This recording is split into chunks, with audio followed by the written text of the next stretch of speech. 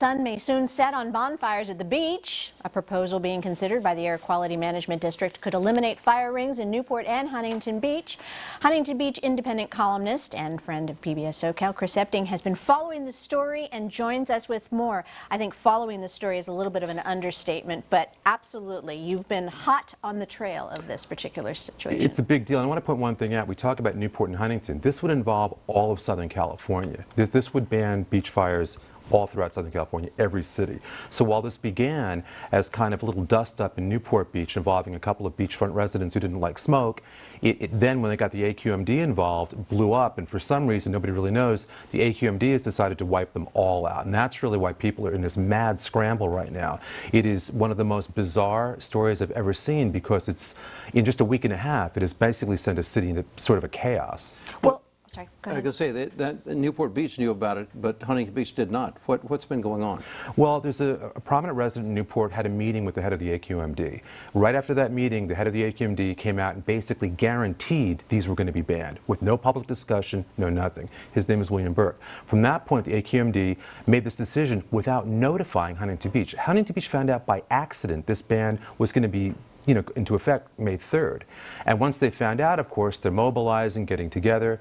But I spoke to Huntington Beach Mayor Connie Boardman yesterday. She's mystified, A, that she was never notified, that the city was, and B, that no testing has been done. They've basically reached a conclusion and will now go find research to support that conclusion. And C, the option they're putting out there involves propane, literally propane bonfires. And I heard this at the meeting last week, whereby people that visit the beach would take in 5-gallon tanks of propane, hook them up to fire rings that would be outfitted with propane tubing, and forgetting the liability, the cost, I mean the sheer insanity of it, everybody is scratching their head over this proposal that they seem to be putting a lot of faith in. If you can imagine, Huntington Beach has 400 of these fire rings. It's a huge part of the local economy. Can you imagine 400 propane burning tanks on a hot summer night? It's preposterous. Well, okay, let's clarify where the entire thing is in the process, because first of all, the AQMD has some pretty substantial responsibilities to make sure for the safety of all of us in terms of air quality. So there has to be some legitimate reasons why they feel as if the air is somehow a health risk to those that are within a certain parameter of these rings. And there needs to be a process, I would imagine, that it just can't be a huge fell sweep that all of a sudden they're all gone. This is what's throwing everybody off. It was going to be a huge fell sweep until people found out about it. The only public note I saw was your spokesman made a comment, a fairly dismissive comment 2 weeks ago, saying it doesn't take a rocket scientist to know that wood smoke is bad for you. Well, you know what? A lot of people in Huntington Beach, the attitude is maybe it does. Let's see some research first.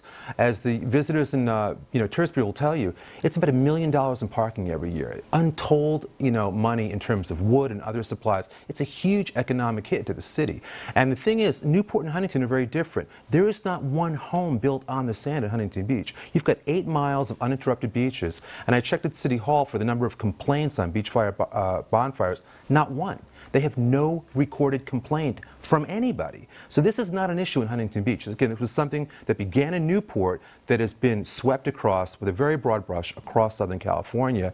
And again, now there's a meeting this Friday to go for public comments, and then May 3rd, it's all kind of leading up to that date. The goal is to get them to delay that May 3rd date so that cool heads and common sense can prevail, and more importantly, just figure out what's going on, because they have not made any sort of official announcement about what would inspire this in the first place. At the meeting that you attended recently, how was the turnout, and what kind of response from the people? Well, the turnout for Huntington Beach on that side against the bans was about 25, 26 people, 100% against the ban. On the Newport side, it was a handful of people. A couple of disgruntled residents who don't like the smoke, who live near the smoke, and one gentleman who actually, out of his own pocket, did some research, rented the testing machine, and found nothing wrong in Corona Del Mar and Newport. So you had a couple of people, that were against the ban from the Newport side too. Overwhelmingly, again, Huntington Beach has been dragged into this at their behest, did not see it coming, was not notified, and it feels very suspicious to a lot of people. I've written a lot about this city. I have never gotten feedback like this. this or seen people mobilize this quickly to fight back against this sort of overreach. All right, Chris. Well, we look forward to hearing more about what's happening, and I'm sure there's lots of ways people can find out. At the very least, the meetings are coming up, so thanks so much. And I'll be writing about it at hpindependent.com. You can check my column out. There's a petition there and everything else. Thanks so much, Chris. Thanks so much. Appreciate it. With gas prices close to $4 a gallon, one way to